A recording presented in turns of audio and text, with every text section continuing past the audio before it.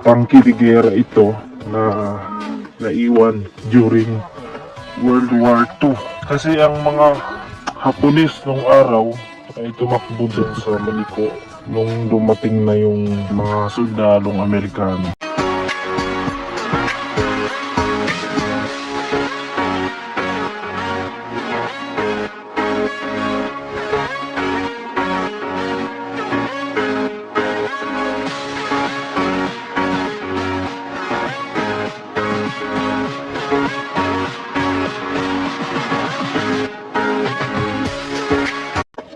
Ayan guys, andito tayo ngayon sa part na ito ng Maliko.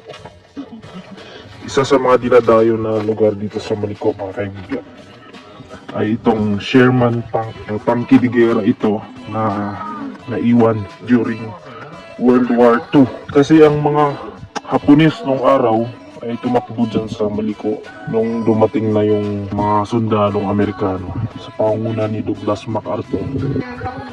At dala-dala nila yung tangke na yan. At marami pa mga sasakyan. At siguro dito na inabutan ng pagkasira ito. Kaya nandito ito ngayon guys. So dinevelop na ito 3 years ago na pinuntahan ko ito. Hindi ganito kaganda itong lugar na ito.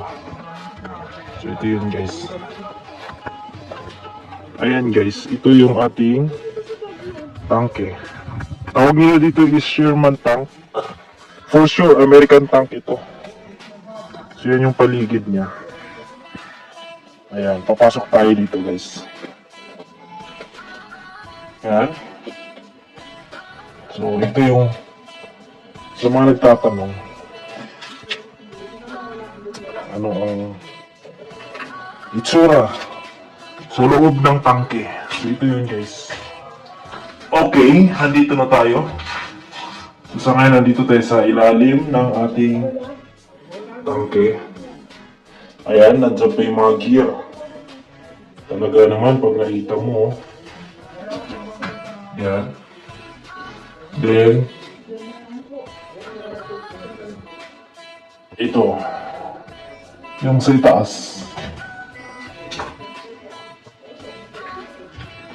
Yan.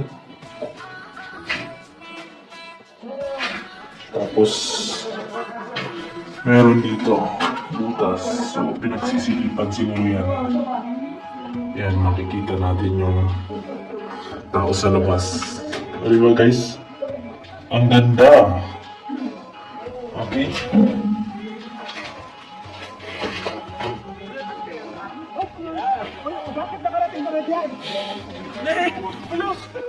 So, nandito na tayo. Pasukan dyan, ma'am. Hello. So, ito yun. Hoy, yung mga lovebirds muna, tatlo muna kayo. Ay! Okay ka lang, dalawa ka. Mag-ano muna kayo. So, ito yung loob.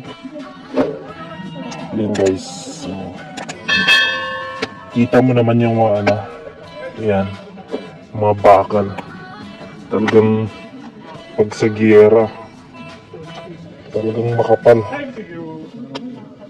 Hindi talaga tatabla, no?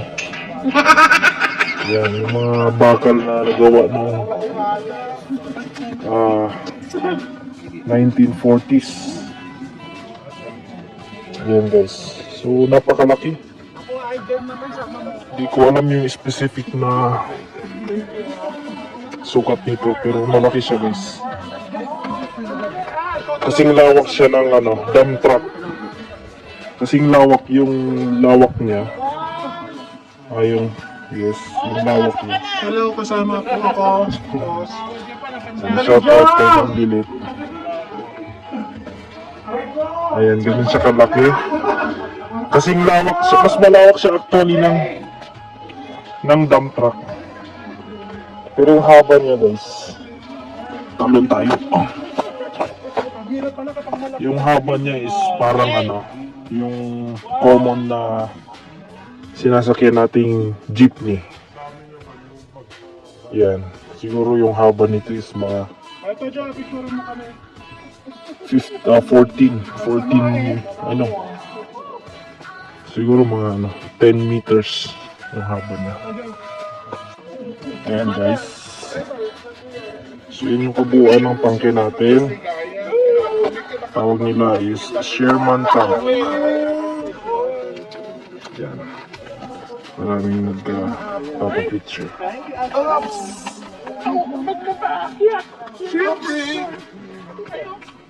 Dito lang ako. Yan guys.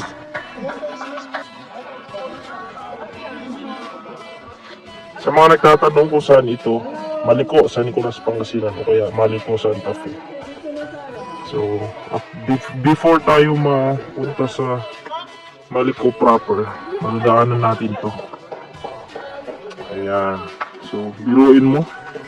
From San Nicolas, nag-travel yan nung araw. Mula dun sa baba sa Pangasinan. Paakyat. Dahil nga, sinundan ng mga Amerikanong sundalo ang ating mga kaibigang sundalong Hapones noong World War II. So yan. So sa ngayon guys, marami din nandito. Filipino. Napakalamig dito guys. So pagdating ng panahon, madi-develop din ito. Yan guys. So ganun kaganda yung lugar na ito. Ayan. So, pabalik na tayo ngayon. Uwi na tayo.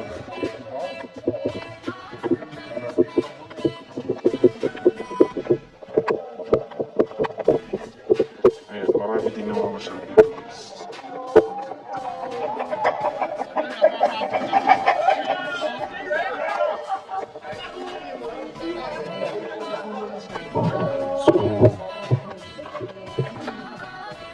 Nakikita natin yung pinaka-history ng tank na yan.